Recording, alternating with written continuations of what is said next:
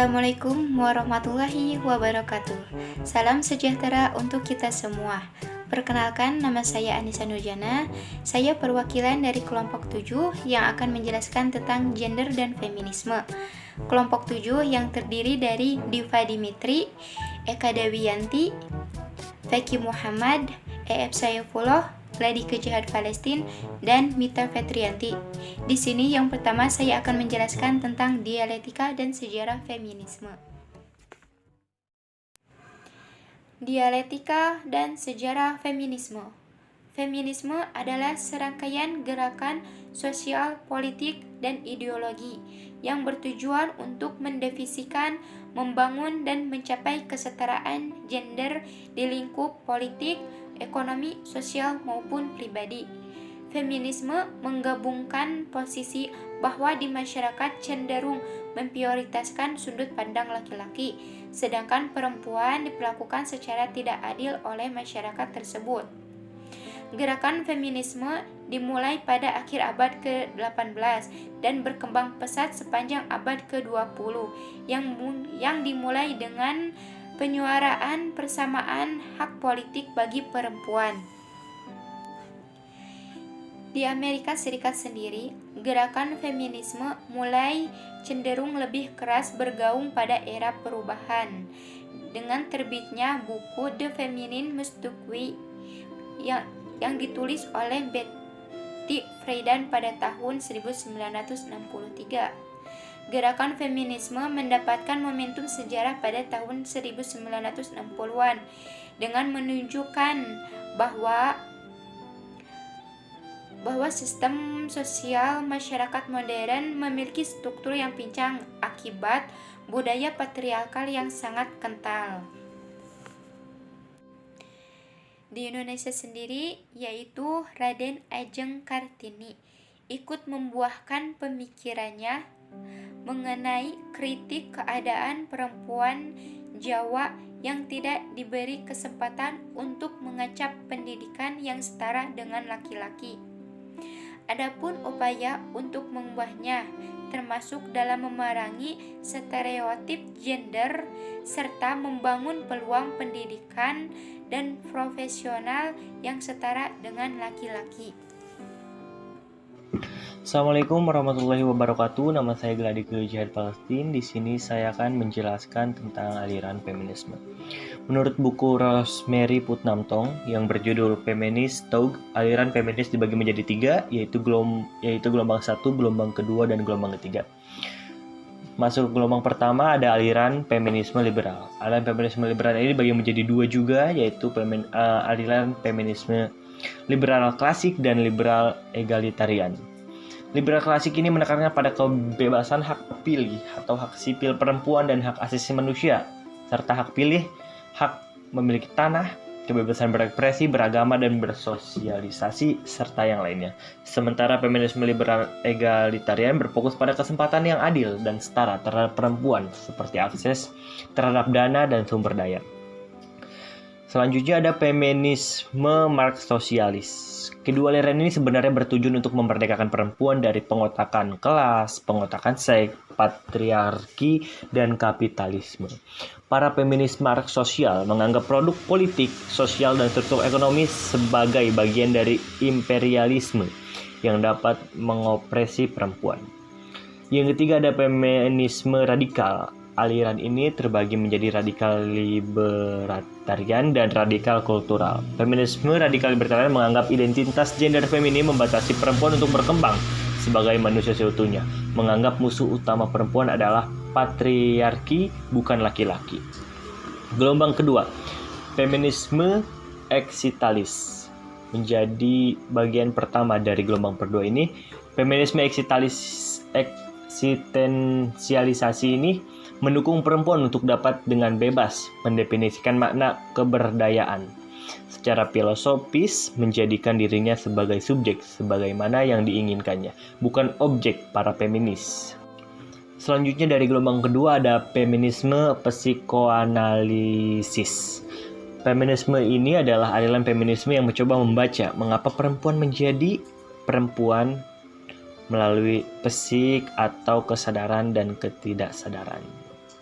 Feminisme ini juga melihat bahwa perempuan memiliki cara kerja moral yang tidak dihargai dunia patriarkis. Gelombang ketiga. Di gelombang ketiga ada feminisme pasca modern. Feminisme pasca modern ini bagi banyak orang disebut sebagai feminisme bagi kalangan akademis. Karena sulitnya dimengerti dan dianggap tidak terlibat pada perjuangan revolusioner yang sesungguhnya seperti protes, boikot, kampanye, dan demonstrasi. Di gelombang ketiga yang kedua ada feminisme multikultural. Dalam feminisme multikultural, perempuan dipandang heterogen, namun memiliki berbagai irisan yang bersinggungan dan berpantau seperti umur, status sosial ekonomi, pendidikan, agama, budaya, ras, kewarganegaraan, dan lokasi. Dan yang ketiga ada ekofeminisme. Aliran ini menghubungkan feminisme dengan ekologi, yaitu membahas mengenai hubungan diri dan spiritual perempuan dengan alam. Mungkin cukup sekian dari saya, kurang lebihnya mohon maaf. Terima kasih. Wabillahi taufiq wal hidayah. Wassalamualaikum warahmatullahi wabarakatuh.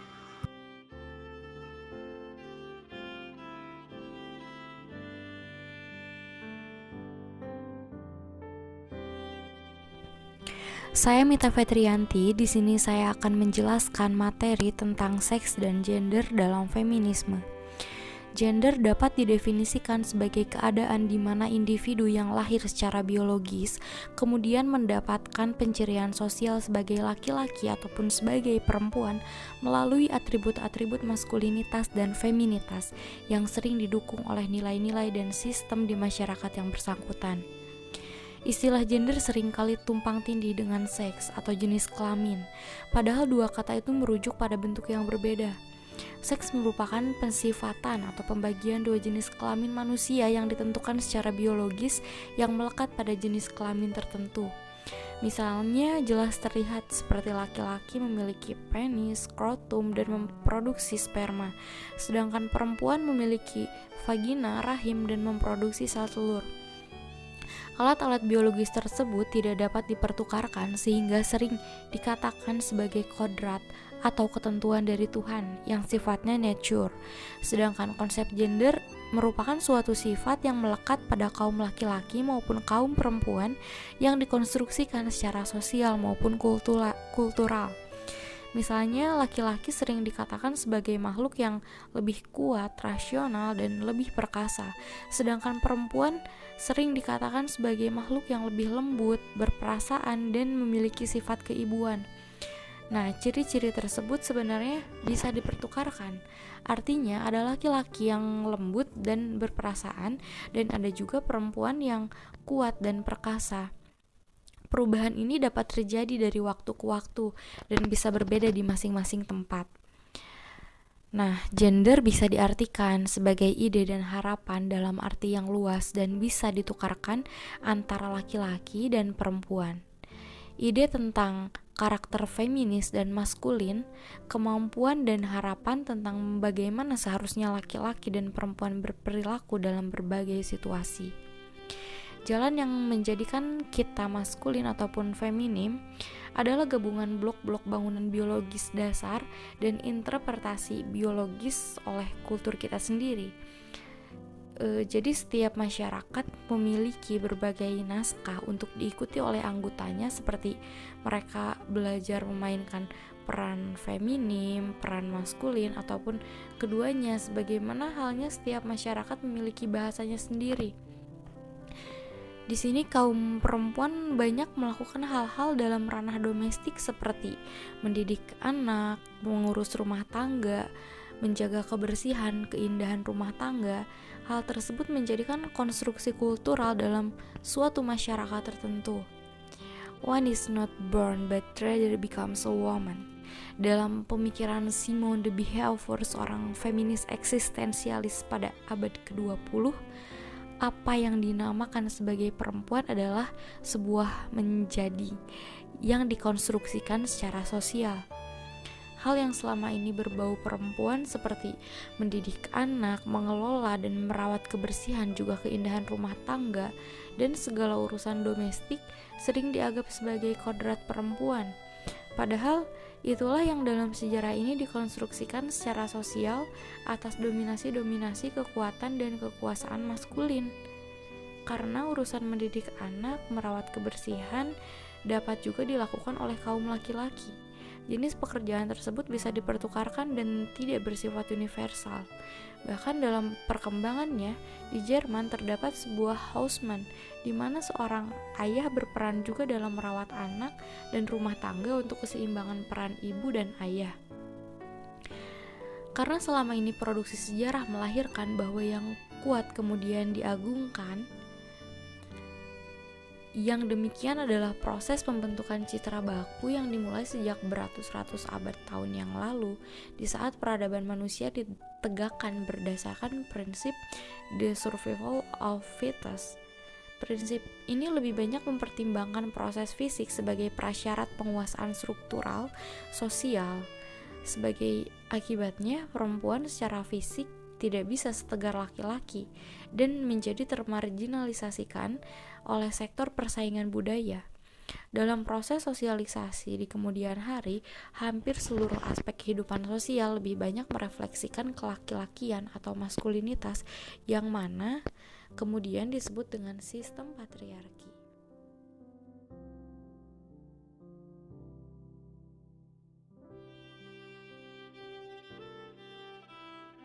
Assalamualaikum warahmatullahi wabarakatuh. Saya Bek Muhammad. Di sini saya akan menjelaskan tentang gerakan dan penerapan nilai feminisme di Indonesia. Gerakan feminisme lahir dari berbagai kondisi historis sejarah perjuangan bangsa.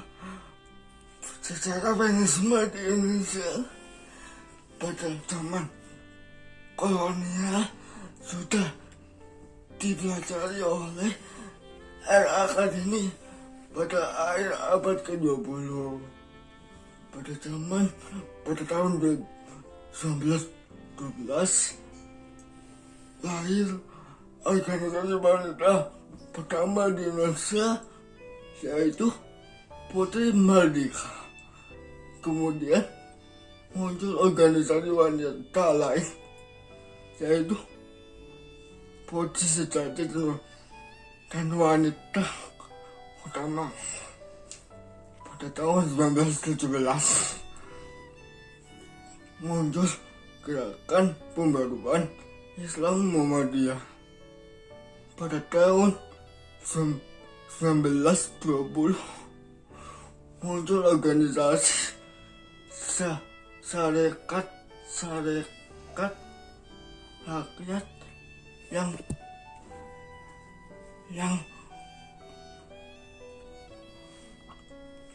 menyuarakan peningkatan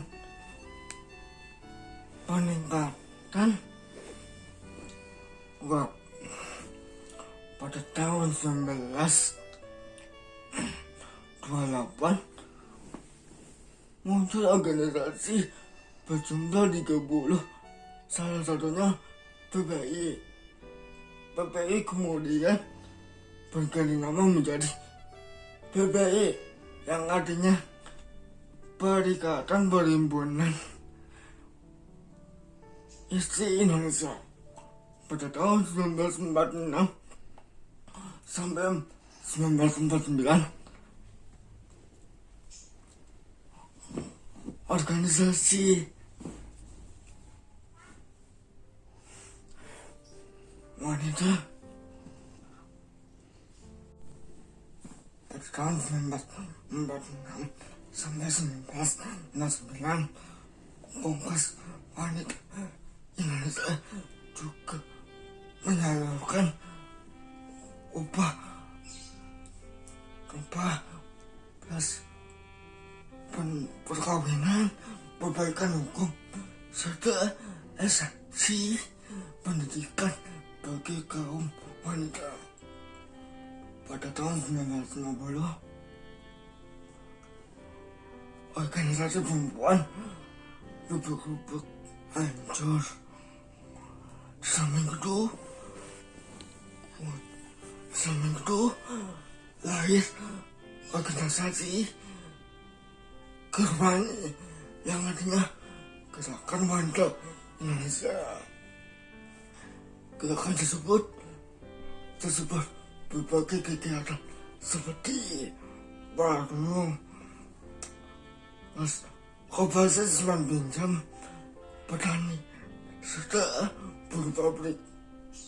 Pada tahun 1955 muncul organisasi perempuan Islam dan nasionalis.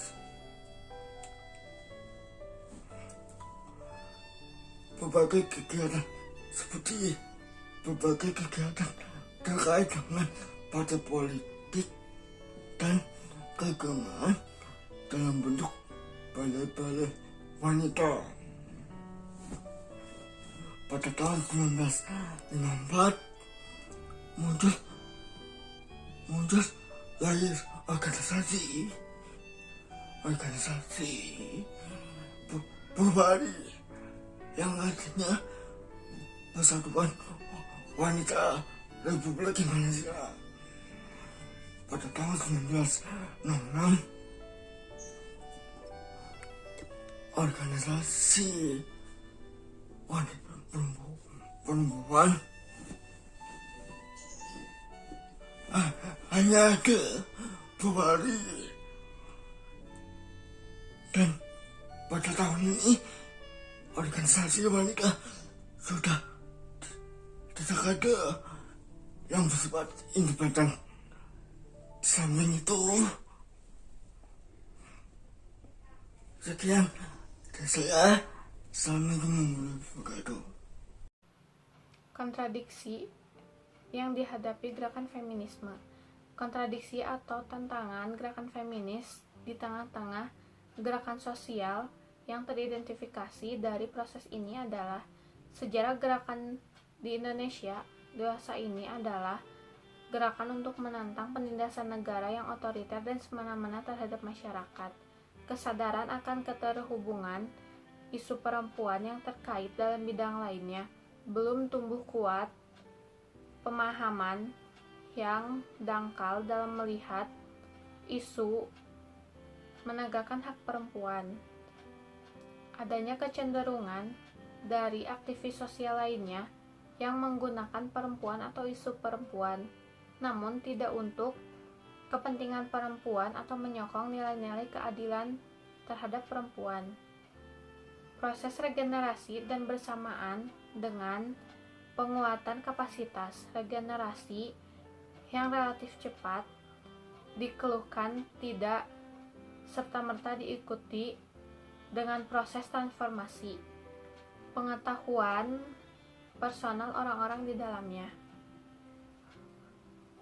Pengaruh pandangan developmentalisme terhadap masyarakat, adanya tuntutan untuk berbuat konkret di dalam masyarakat ketimbang mengembangkan wacana.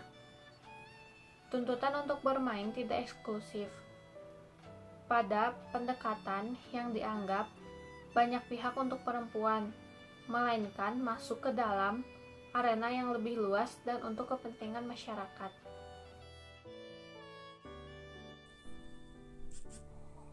Sebuah refleksi feminisme multikultural. Perempuan dalam kerangka pikir barat dimaknai sebagai objektifikasi budaya patriarki, laki-laki, dan kapitalisme. Feminisme barat lahir sebagai gerakan dan sikap perlawanan terhadap dominasi dan kungkungan kekuasaan laki-laki. Untuk mengidentifikasi pola gerakan feminisme yang diilhami oleh paham liberalisme dalam gejala masyarakat pasca industri di barat adalah dengan melihat basis analisisnya yang selalu memposisikan patriarki laki-laki sebagai subjek oposan perempuan. Akhirnya feminisme muncul sebagai diskursus dengan gagasan objektif objektifikasi perempuan subaltern untuk berupaya keluar dari orbit relasi seks atau gender. Ketika feminisme hanya memposisikan laki-laki sebagai musuh abadi, maka berkah yang dituai hanyalah proses segregasi seks or gender, pemisahan peran laki-laki dan peran perempuan di ruang publik. Baik teman-temanku sekalian, kali ini saya akan menerangkan tentang feminisme sebagai solusi.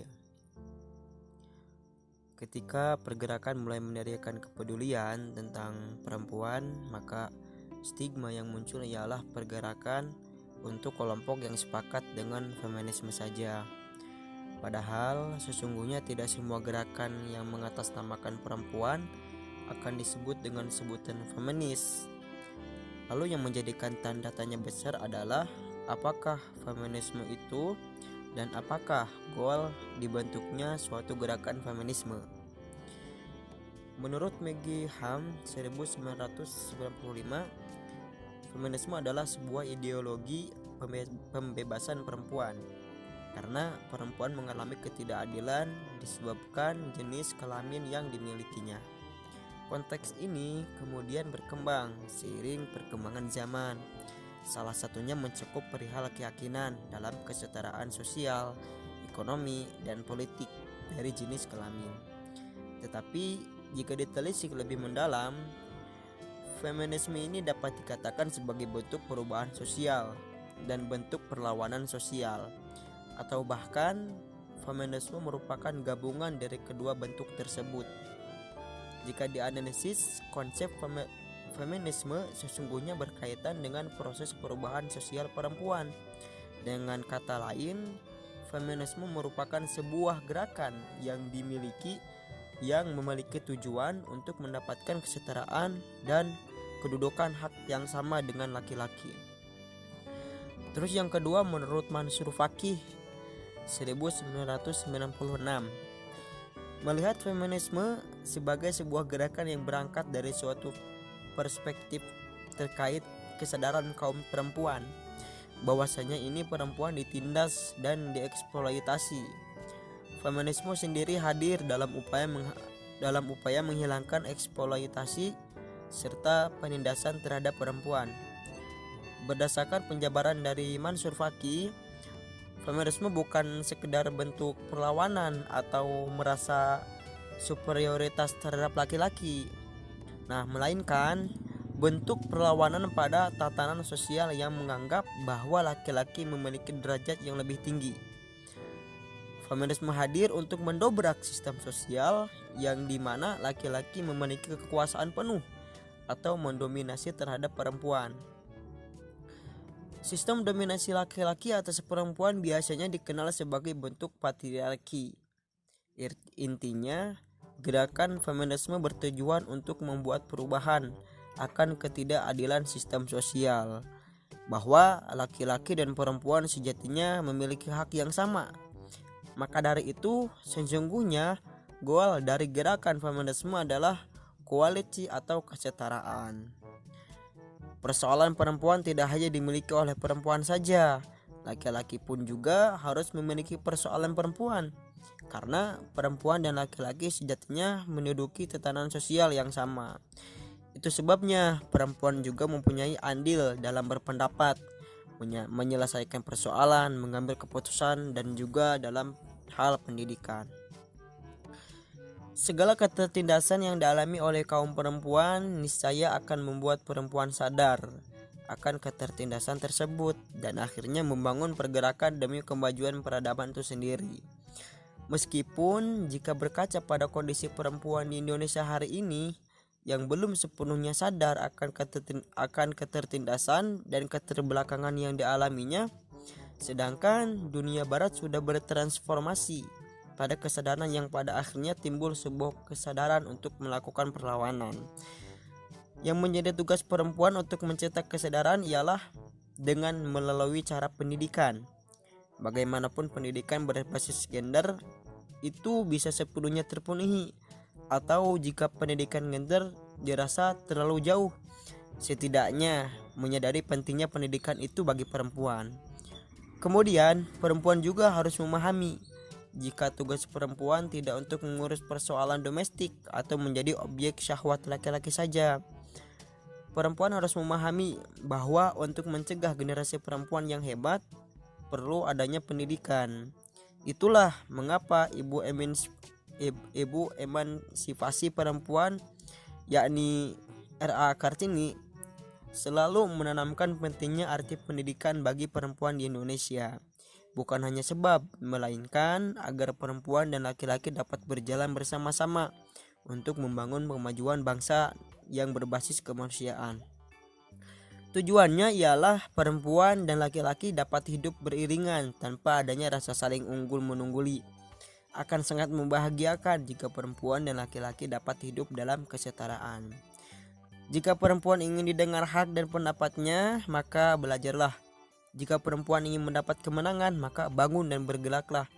Jika perempuan ingin maju dalam peradaban, maka tingkatkan rasa kemanusiaan, sadar, dan berjuang. Itulah sejatinya arti dari gerakan perempuan bagi saya, yakni bergerak bersama-sama, membangun kesadaran untuk terciptanya kesetaraan. Karena tanpa adanya kesadaran, pergerakan perempuan akan sia-sia dan selalu sia-sia. Baik, demikian yang dapat saya sampaikan. Kurang lebihnya mohon maaf. Terima kasih. Assalamualaikum warahmatullahi wabarakatuh. Demikian presentasi kami dari kelompok 7. Apabila ada salah kata, kami mohon maaf sebesar-besarnya. Wassalamualaikum warahmatullahi wabarakatuh.